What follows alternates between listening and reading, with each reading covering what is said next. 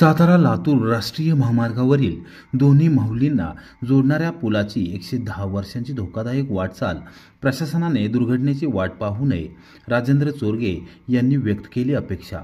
पुणे जिल्ह्यातील मावळ येथील इंद्रायणी नदीवरील जुना पूल मुदत संपल्याने कोसळून झालेल्या दुर्घटनेत निष्पाप बळी गेल्याची घटना ताजी असताना सातारा जिल्ह्यातील महत्त्वपूर्ण सातारा लातूर राष्ट्रीय महामार्गावरील कृष्णा नदीवरील संगम माहुली येथील 110 वर्षापूर्वीच्या पुलाच्या सुरक्षिततेबाबत गंभीर प्रश्नचिन्ह निर्माण झाले आहे।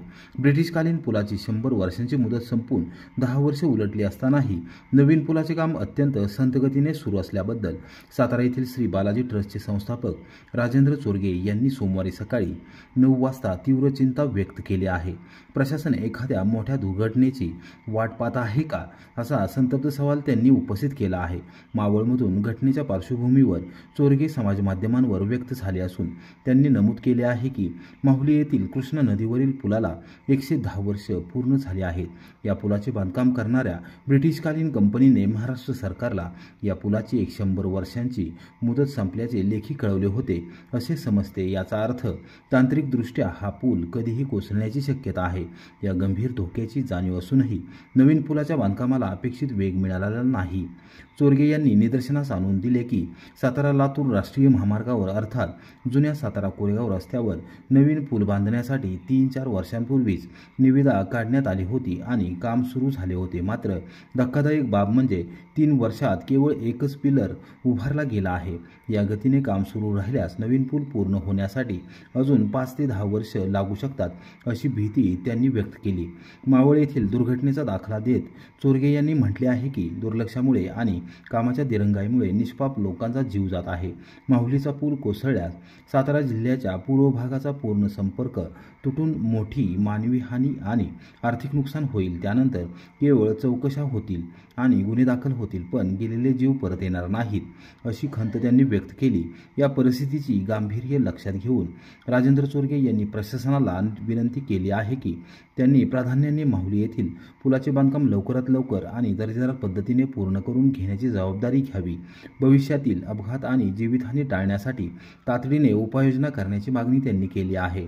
या संदर्भात रस्ते विकास महामंडळाच्या पुणे येथील कार्यालयात अधीक्षक अभियंता व कार्यकारी अभियंता यांच्याशी संपर्क साधण्याचा प्रयत्न केला असता ते उपलब्ध होऊ शकले नाही, त्यामुळे महामंडळाची नेमकी भूमिका समजू शकली नाही। सातारामध्ये सुद्धा एक पूल माहुलीच्या इथं आहे की जो 100 वर्ष झालं त्या ठिकाणी तो पूल उभा आहे आणि त्याला 110 वर्ष झाली। 100 वर्ष 2015 साली ब्रिटिश सरकारच्या काळामध्ये तो बांधलेला होता आणि त्यावेळेचं ज्यांनी बांधला होता त्या कंपनीनं महाराष्ट्र शासनाला पत्र दिलेलं आहे, सातारच्या कलेक्टरांपर्यंत पत्र आलेलं आहे की ह्याची 100 वर्ष पूर्ण झालेत। याचा अर्थ तो पूल त्याची मुदत संपलेली आहे। म्हणजे आज ना उद्या जर तो वेळेवरती निगा नाही केली किंवा त्याच्याऐवजी नवीन पूल बांधला नाही तर 100% अपघात मोठा होऊ शकतो आणि त्याचं नुकसान पूर्ण सातारा जिल्ह्याला होऊ शकतं। आणि आर्थिक नुकसान हा भाग वेगळा आहे, परंतु जर त्यात जीवितहानी झाली तर न भरून येणारं नुकसान होईल। त्याला पर्याय पूल म्हणून तिथं टेंडर मंजूर झालेलं आहे की गेली 4-5 वर्षापूर्वी ते टेंडर मंजूर झालं आहे, कामकाज सुद्धा सुरू झालेलं आहे, पण दुर्दैवानं तिथं एकच पिलर आत्ता उभं राहिलेलं आहे। म्हणजे अशा धीम्या गतीने जर काम राहिलं तर 5 ते 10 वर्ष लागतील असं काम व्हायला आणि ह्याच्यावर कुणाचंही नियंत्रण राहिलेलं नाही दुर्दैवानं। तर अशा पद्धतीनं जर कामकाज झालं तर हे समाजाला भोगावं लागेल। त्यात होणाऱ्या लोकांचं जे अपघातामुळे नुकसान होतं त्यांना भोगावं लागेल। उद्याच्याला अशा काही घटना घडल्या तर त्या पेपरमध्ये छापल्या जातात, काही लोकांच्यावर गुन्हे दाखल करतात, पण असे काही वाईट घटना घडूच नाहीत म्हणून प्रशासनानं खरं तर प्रयत्न केले पाहिजेत आणि त्वरित त्या पुलाला नवीन जो पूल मंजूर झालेला आहे तो 1 वर्षाच्या आत कसा उभा राहील आणि दर्जेदार कसा उभा राहील यासाठी प्रयत्न केला पाहिजे। सातारमध्ये पालकमंत्री आहेत, गुराजी देसाई सर आहेत, त्याचप्रमाणे शिवनराजे आहेत, कोरेगावचे महेश शिंदे आहेत, उदयन महाराज आहेत, म्हणजे 4-5 जण मंत्रिपदावर मोठ्या पदावर आहेत, सगळं राज्य त्यांच्या हातात आहे।